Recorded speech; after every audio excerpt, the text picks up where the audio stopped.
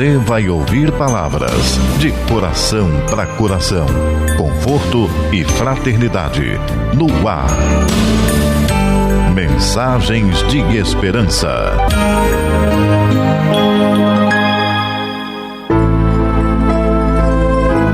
Olá, caríssimos ouvintes da Rádio Rio de Janeiro, entrando no ar pelas ondas amigas em 1400 kHz AM, pela internet www.radioRioDeJaneiro.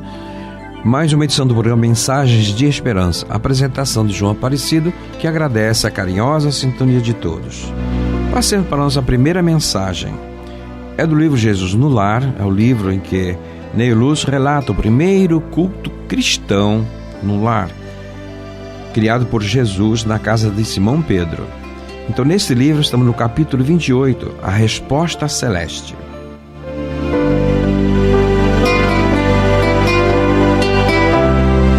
Solicitando Bartolomeu esclarecimentos quanto às respostas do alto às súplicas dos homens, respondeu Jesus para a elucidação geral.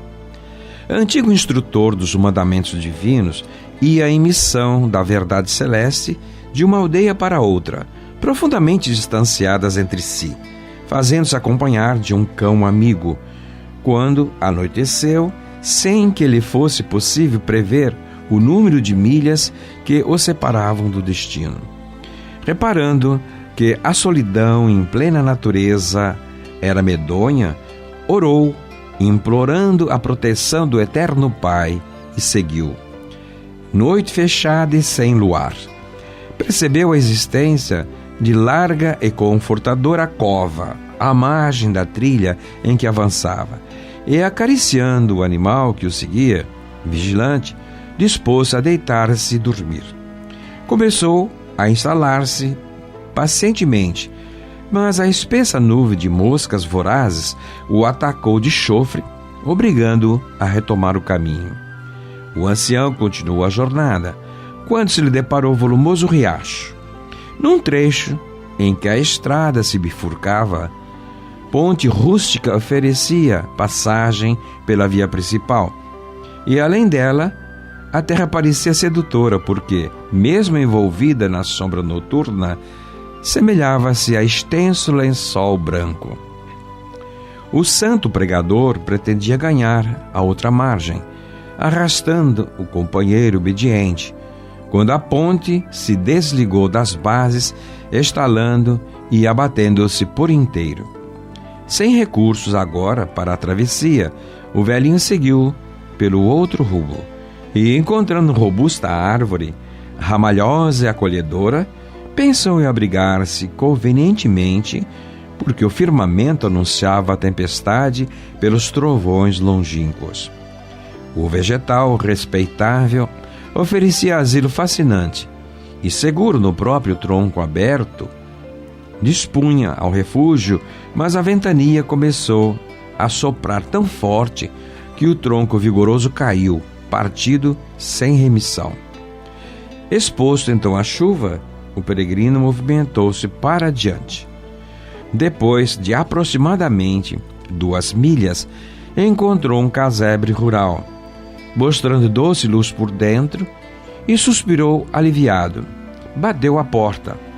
O homem ríspido que veio atender foi claro na negativa, alegando que o sítio não recebia visitas à noite e que não lhe era permitido acolher pessoas estranhas. Por mais que chorasse e rogasse, o pregador foi constrangido a seguir além.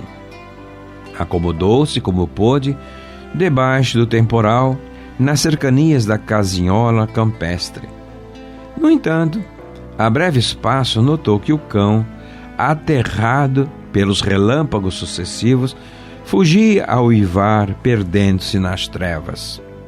O velho, agora sozinho, chorou angustiado, acreditando-se esquecido por Deus, e passou a noite ao relento. À alta madrugada, ouviu gritos e palavrões indistintos, sem poder precisar de onde partiam.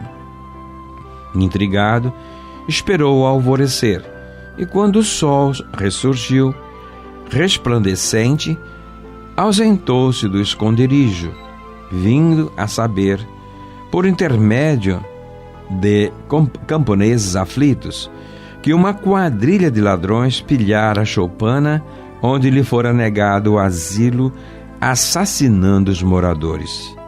Repentina luz espiritual florou-lhe na mente. Compreendeu que a bondade divina o livrara dos malfeitores e que, afastando dele o cão que uivava, lhe garantira a tranquilidade do pouso. Informando-se de que seguia em trilho oposto à localidade do destino, empreendeu a marcha de regresso para retificar a viagem. E junto à ponte rompida, foi esclarecido por um lavrador de que a terra branca do outro lado não passava de pântano traiçoeiro, em que muitos viajores imprevidentes haviam sucumbido. O velho agradeceu o salvamento que o pai lhe enviara, e quando alcançou a árvore tombada, um rapazinho observou-lhe que o tronco dantes acolhedor era conhecido covil de lobos. Muito grato ao Senhor, que tão milagrosamente o ajudara, procurou a cova onde tentar repouso, e nela encontrou um ninho de perigosas serpentes. Endereçando infinito reconhecimento ao céu, pelas expressões de variado socorro que não souber entender de pronto, prosseguiu adiante, são e salvo, para desempenho de sua tarefa. Nesse ponto da curiosa narrativa, o mestre fitou Bartolomeu demoradamente e terminou: o Pai ouve sempre as nossas rogativas, mas é preciso discernimento para compreender as respostas dele e aproveitá-las. Neio Lúcio, o livro Jesus no Lar, médium Francisco Canto Xavier, e a editora Federação Espírita Brasileira.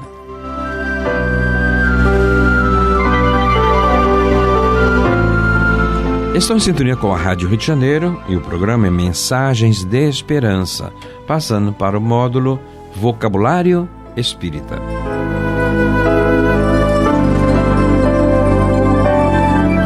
Do livro Lexo Kardeciano, Manual de Termos e Conceitos Espíritas, de Lamartine Palhano Júnior, pela editora Leon Denis, anotamos o verbete casas assombradas. Assim se expressa Lamartine. Casas onde acontecem fenômenos psíquicos de efeitos físicos, dos mais variados tipos, como levitações, ruídos, aparições, vultos fortuitos, gemidos, vozes de origem obscura e etc., tendo como causa a ação de espíritos, geralmente inferiores, brincalhões, vadios ou mesmo sofredores, que estão presos a essas casas por motivos de fixações diversas. O termo casas é genérico nesse caso, pois as chamadas assombrações não acontecem só em casas, mas em outros lugares, apartamentos, palácios, parques, cemitérios, lugares ermos. Os espíritos sempre acham uma fonte humana de recursos energéticos para a produção dos fenômenos. Assim, temos assombramentos em lugares onde existem médiuns, mesmo que as pessoas não se deem conta disso, ou em lugares onde não existem os tais médiuns, mas que os espíritos sabem onde estão e os procuram para obterem a energia de que precisam. Videm batedor.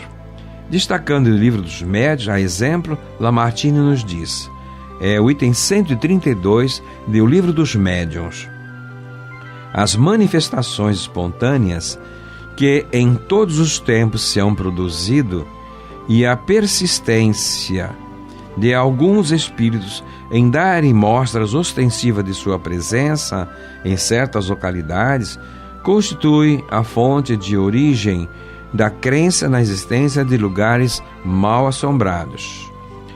Ainda entra na 12ª, que se pergunta desse item: será racional temer-se os lugares assombrados pelos espíritos?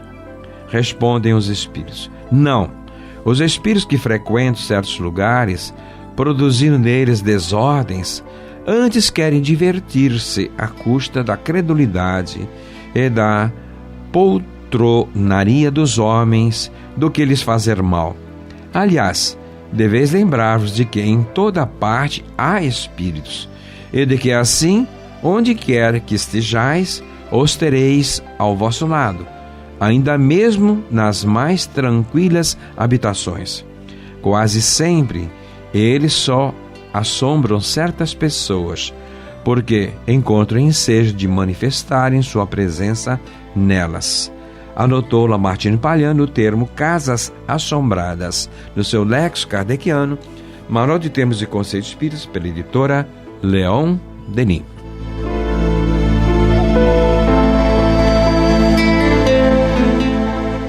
Estão em sintonia com a Rádio Rio de Janeiro, 1400 kHz AM, e pela internet www.radioriodejaneiro.am.br, e o programa Mensagens de Esperança.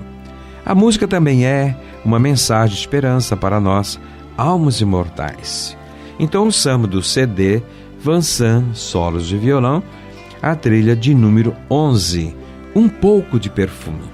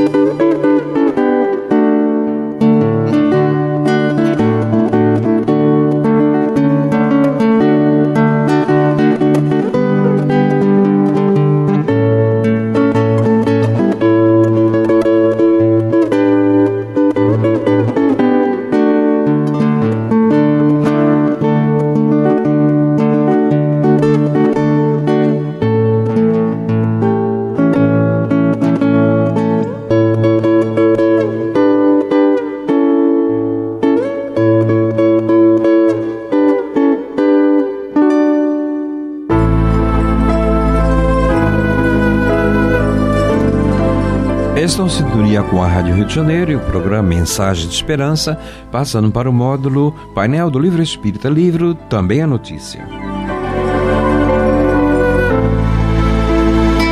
Em minhas mãos, mais um lançamento da editora Dionise, o autor Jorge Reis, e o título Nas Trilhas de André Luiz, assuntos relevantes, temas curiosos, casos interessantes.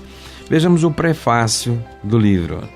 Caros leitores, estamos em tempos de transição planetária, vivenciando as turbulências anunciadas há cerca de 2000 anos pelo Mestre Jesus. Urge municiarmos-nos com as armas do bem necessárias para o momento, conhecimento, entendimento e virtudes, começando tudo pelo estudo. Torna-se cada vez mais importante envidarmos esforços no estudo profundo das informações desveladas pela doutrina espírita. Não basta lermos, é preciso, sobretudo, compreendermos, para observarmos e internalizarmos seus conceitos. Quanto mais ferramentas reunirmos na forma de conhecimento e entendimento, melhor estaremos preparados para vencermos nossos adversários, tanto os internos, decorrentes da nossa ignorância, quanto os externos, os agentes que insistem em dificultar a ascensão planetária e que para isso agem sobre nós diuturnamente. Infelizmente, não são poucas na lida espírita que acreditam saber tudo e que não há mais nada a ser estudado. Nas obras que compõem o vasto acervo, elaborado seriamente para o estudo do Espiritismo, o que nos faz lembrar a sábia observação de um dos maiores gênios atuais da ciência, Stephen Hawking, entre aspas: o maior inimigo do conhecimento não é a ignorância, é a ilusão do conhecimento. E dentre as obras que merecem uma atenção redobrada, encontram-se as que compõem a série André Luiz. Não são poucos os estudiosos atestando que, a cada releitura, encontram-se novas informações, novos aspectos da doutrina consoladora. Pode desvendar-se novos ângulos de questões que aparentemente haviam se esgotados nas leituras anteriores, ampliando-se sobremaneira o ensinamento trazido pelo Espírito André Luiz, pelas mãos abençoadas de Francisco Xavier, o nosso Chico. À medida que ampliamos nossos conhecimentos, adquirimos meios que nos permitem encontrar nas entrelinhas, entre aspas, sementes deixadas para o tempo em que a ciência e o nosso discernimento pudessem germiná-las. E é isso que podemos encontrar em Nas Trilhas de André Luiz, o novo livro do nosso confrade Jorge Reis, aproveitando a experiência adquirida ao longo de anos de trabalho no ensino e na divulgação do Espiritismo, no estudo constante e disciplinado e no esforço perseverante. Nosso amigo percorreu a série André Luiz, identificando temas relevantes, curiosos e interessantes que merecem nossa atenção. Tudo isso com o objetivo de desbravá-los, abrindo picadas, com o objetivo de auxiliar nosso aprendizado. Em destaque, em itálico, há pessoas que ajudam a pavimentar o caminho para que outras possam caminhar com mais facilidade. Finaliza o Fábio apresentando o prefácio. Que Deus abençoe esta obra e seu autor, para que seus nobres objetivos sejam atingidos. Fábio Alésio Romano Dionésio. Então, foi lançado em maio de 2017. Este livro, então, propõe, Nas Trilhas de André Luiz, abordar vários aspectos. Vejamos alguns citados no sumário do livro. Das Trilhas de André Luiz, prefácio, segunda morte, os ovoides, inversão sexual, redução do perispírito, dragões e legiões, elementais, ação dos espíritos nos cemitérios, casamento no plano espiritual, animais no plano espiritual, aves e animais domésticos, cães, moares e ibis voadores, dos animais durante o Evangelho, licantropia, alimentação dos espíritos, aparelhos e equipamentos utilizados pelos espíritos. Aqui é uma série de itens descritos desses equipamentos usados em nosso lar. Aperfeiçoamento do espírito nos diferentes reinos, criações mentais, planetas e humanidade, enfermidade longa é uma bênção, melhora da morte, almas que vagam na terra, armas utilizadas no plano espiritual. São 6 tipos de armamento discriminados aqui. Desintegradores etéricos, controle mental por obsessores, médiuns no plano espiritual, sopro curador, passes magnéticos, desdobrado em 6 tópicos, os passes magnéticos, água magnetizada, perturbações de encarnados para desencarnados, consequências físicas e espirituais do uso do álcool, sono durante as preleções, pedidos no centro espírita, velórios, o lado espiritual, um olhar sobre as encarnações. Então são 3 tipos: encarnação prorrogada, encarnação interrompida e encarnação completada. Lembranças de encarnações anteriores no plano espiritual, anjos de guarda, meios de transporte dos espíritos, bens e dinheiro no plano espiritual, documentação dos espíritos, reencarnação se desdobra em 6 tópicos, comunicando a própria morte, centros de força, espírito de verdade e termina com gratidão. Então esse é exatamente o desdobramento desta obra no seu sumário. O autor destaca no seu preâmbulo realmente uma página relativamente longa, onde vamos destacar alguns itens. Graças à bondade de Jesus, nosso governador planetário, a humanidade terrena sempre recebeu e continua recebendo as informações necessárias para dar seguimento em sua senda evolutiva. Para tanto, ele se utiliza de variados emissários que periodicamente reencarnam na Terra com esta missão. Foi desta maneira que conhecemos a primeira revelação, que chegou justamente no momento em que a humanidade necessitava sair do caos para ver a justiça pautada pelas leis espirituais, ditadas ao grande legislador Moisés. Mais tarde, quando a humanidade mostrou-se preparada para receber ensinamentos morais, o próprio governador planetário, num gesto de humildade e generosidade, desceu à Terra para nos ensinar a verdade e que a salvação se conquista pela vivência da paz, na prática constante da caridade e da aplicação do amor para conosco, com o próximo e a Deus. Contudo, como aconteceu na primeira revelação, Jesus, na segunda revelação, limitou-se a ensinar apenas o necessário para a época. Entretanto, quando sentiu que a humanidade estava preparada, concretizou sua promessa, enviando o Consolador no século XIX, simbolizado pela terceira revelação, que foi transmitida aos homens pelos espíritos superiores, por intermédio de médiuns e codificada pelo mestre Allan Kardec. Foi apenas na terceira revelação que passamos a conhecer de fato a existência do mundo espiritual, a saber de onde viemos, qual o objetivo de encarnarmos e reencarnarmos na Terra e para onde iremos após a morte. Aprendemos também que a ciência, a filosofia e a religião necessitam caminhar juntas para o bem do próprio homem.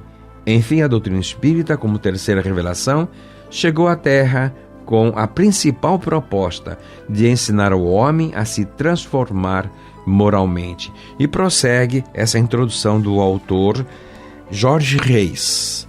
Uma boa leitura para vocês todos, queridos ouvintes, nas trilhas de André Luiz, pela editora Dionísio.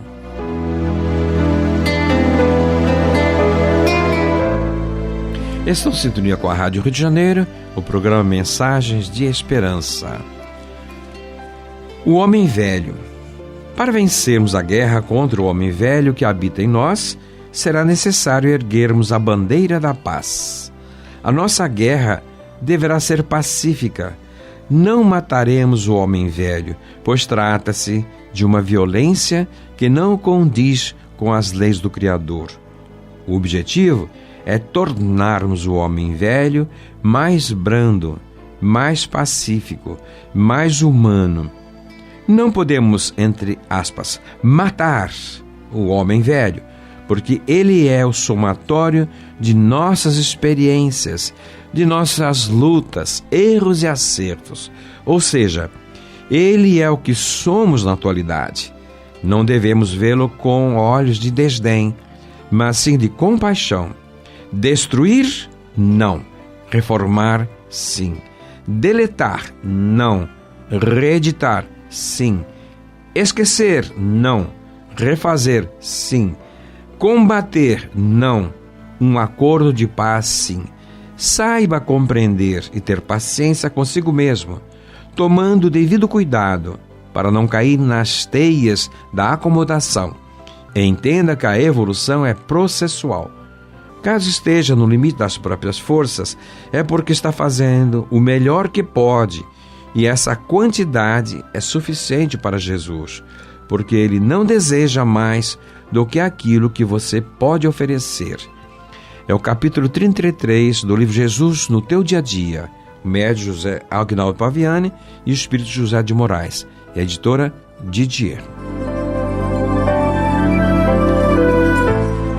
E assim, queridos ouvintes, chegamos ao final de mais uma edição do programa Mensagens de Esperança. Agradecemos a carinhosa sintonia e esperamos contar com ela na nossa próxima edição. Muita paz em todos os corações.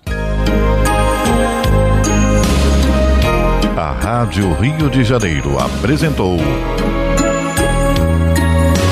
Mensagens de Esperança.